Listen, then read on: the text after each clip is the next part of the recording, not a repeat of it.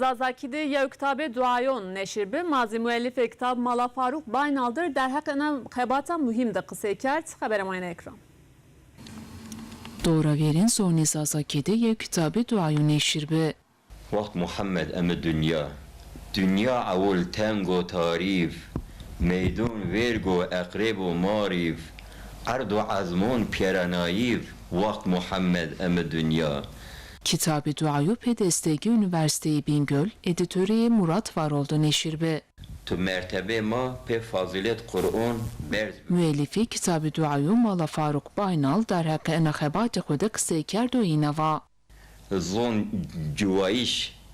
قسم زون جوایشت و اینا یو خوات استا یو خوات که برز استا اکادمی استا از می ایتا ادیتور me Murat Varol mer به yardımcı mer rehberti کرد و اینا یو خوات me استا me tiki duayı nüşt وقتانو از وظیفه دو می جماعت خور ان دعای وندین اوازنا شمال بون جرا یو چمبرزجه Kitabı duayo piyeser heştay pelrayen meydun. Kitapta duayı ezum, duayı muğlid o sevbina saf omarede duayı cageni.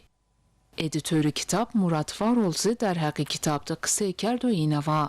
مردمک مثلا شو تعزیه یا شو یا ختم قرآن داوندش یا زیو مولد داوندش انا مولد را به دعای که ینا دایش انا دعا داد زازکی شخود نیست زازکی زیادایش قیمار مهم فقط حتی انکه منظور آنه که مثلا خود به قرآن را به مسینه یا دعای زازکی بون یا زیو مولد وقتی ما وندش انا مولد را به یا دعای زازکی مسینه اشکیم بد انا سمدرم کتابو که سیدا فاروق hoca کرده حاضر سمد ما را مهم چیم که